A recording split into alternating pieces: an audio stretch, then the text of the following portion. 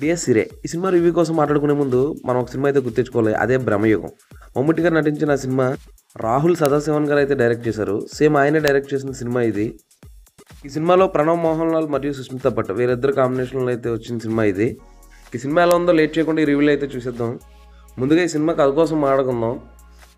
Hero ఎవరైతే ఉన్నాడో మనోడైతే ఒక ఆర్కిటెక్చర్గా పనిచేస్తుంటాడో, తన ఫ్రెండ్ ఒక ఆమె అయితే చనిపోయిందని ఒక వార్త తెలుసుకుని తన ఇంటికి వెళ్ళి వచ్చిన తర్వాత ఒక చిన్న పిన్ అయితే తీసుకొని వస్తూ ఉంటుంటాడు. ఆ పిన్ తీసుకొచ్చిన తర్వాత తన జీవితంలో కొన్ని మార్పులు అయితే వస్తాయి. ఎటువంటి మార్పులు వచ్చాయి, ఆ మార్పులకి కారణం ఎవరు, అసలు చనిపోయిన తన ఫ్రెండే ఇవన్నీ చేస్తుందా లేక వేరే ఇంకెవరైనా చేస్తున్నారా, అసలు వేరే ఇంకెవరైనా చేస్తే దానికి కారణం ఏంటి, ఇది ఈ సినిమాలో ఉన్న కథ సింపుల్గా చెప్పుకోవాలంటే. బ్రహ్మయుగం సినిమా ఎక్కువ హర్రర్ కన్నా థ్రిల్లర్గానే బాగా మెప్పిస్తుంది. సో ఈ సినిమా కూడా హర్రర్ మూమెంట్స్ కన్నా ఎక్కువ థ్రిల్లర్ మూమెంట్స్ ఉన్నాయని చెప్పుకోవచ్చు.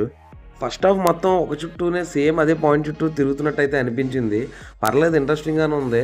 బట్ ఓకే జస్ట్ అలా పర్లేదు, ఏదో డీసెంట్ అన్నట్టే ఉంది తప్ప మరీ ఎంగేజింగ్గా బ్రహ్మయుగం రేంజ్లో అయితే నాకైతే అనిపించలేదు. Good one. బట్ ఇక సెకండ్ హాఫ్ వచ్చేసరికి మొత్తం సినిమా కథ అంతా సెకండ్ హాఫ్లోనే ఉంది. ట్విస్ట్ కూడా సెకండ్ హాఫ్లోనే ఉన్నాయి. క్లైమాక్స్కి వచ్చేసరికి ఎక్సలెంట్గా అనిపించింది. టూ గుడ్గా ఉంది, నెక్స్ట్ లెవెల్లో. నాకైతే ఓవరాల్గా ఈ cinema first half second half కలుపుకుంటే ఒక మంచి సినిమా అనిపించింది. థ్రిల్లర్స్ ఇష్టపడే వరకు అయితే నెక్స్ట్ లెవెల్లో ఎక్కేస్తుంది. హర్రర్ మాత్రం ఎక్కువ ఎక్స్పెక్ట్ చేయకండి, మనం ఎక్స్పెక్ట్ చేసినంత హర్రర్ అయితే ఉండదు. బట్ థ్రిల్లర్ మాత్రం చాలా ఇదైతే సాటిస్ఫై చేస్తుంది థ్రిల్లర్ సినిమాగా అయితే మనకి. ఈ సినిమాలో మన పర్ఫార్మెన్స్ కోసం మాట్లాడుకుంటే ముందుగా హీరో అయితే చాలా డీసెంట్గా పర్ఫామ్ చేశాడు. అలాగే అట్ ద సేమ్ టైం హీరోకి హెల్ప్ చేసే ఒక క్యారెక్టర్ అయితే ఉంటుంది, తను కూడా ఎక్సలెంట్ పర్ఫామ్ చేశారు. వీళ్ళిద్దరితో పాటు క్లైమాక్స్లో ఇంకో క్యారెక్టర్ వస్తుంది. ఏదైతే యాక్షన్ సీన్స్ ఉన్నాయో అలాగే తనైతే చాలా ఇంటెన్సివ్ యాక్టింగ్ అయితే చూపించారు. వీళ్ళ ముగ్గురు అయితే ఎక్సలెంట్గా నటించారని చెప్పుకోవచ్చు. ఈ సినిమా థియేటర్లో చూస్తేనే వర్త్ వాచ్ అనిపిస్తుంది. ఎందుకంటే మనం టీవీలో చూసిన తర్వాత ఓటీటీలో చూసినా సరే అంత ఫీల్ అయితే రాదు. నాకు తెలిసి థ్రిల్లర్ మూమెంట్స్ మనం ఎంజాయ్ చేయాలంటే థియేటర్లోనే చూడాలి ఈ సినిమా. ఎవరైనా ఈ సినిమా మిస్ అయ్యి ఉంటే థియేటర్లో మాత్రం తప్పకుండా చూసేయండి. సినిమాకి బ్యాక్గ్రౌండ్ మ్యూజిక్ అంతగా పెద్ద ఏమీ డిఫరెంట్గా అయితే అనిపించలేదు. ఎందుకంటే ఇటువంటి మ్యూజిక్ మనం చాలా సినిమాల్లోనే వినేసాం, మన తెలుగు సినిమాల్లో కూడా. ఈ సినిమాలో ఏదైనా బిగ్గెస్ట్ మైనస్ ఉందంటే అది లాజిక్లెస్ సీన్స్ అని చెప్పుకోవచ్చు. కొన్ని సీన్లకి అయితే అస్సలు లాజిక్ ఉండదు, అది కామన్ ఆడియన్కి కూడా అర్థమైపోతుంది.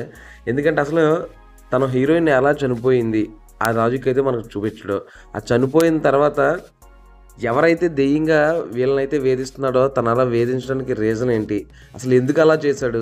లాస్ట్లో ఇంకొక సీన్ ఉంటుంది, ఒక ఏదో లీడ్ కొంచెం హింట్ ఇచ్చినట్టు, అది కూడా అసలు ఎందుకు పెట్టారో ఏం అర్థం కాదు. అసలు మెయిన్ దెయ్యం ఎలా చనిపోయింది, ఎందుకు ఇలా అందరినీ ఇబ్బంది పెడుతుంది అది చూపించడు. ఆ తర్వాత హీరోయిన్ బావిలో పడి ఎందుకు చనిపోయింది అది కూడా చూపించడు. సో ఇటువంటి లాజిక్లెస్ సీన్స్ అయితే చాలా ఉన్నాయి, ఈ 2-3 సీన్లు. సో అవైతే నాకు అసలు నచ్చలేదు. దానికి డీటెయిలింగ్ ఇచ్చుంటే బాగుండేది.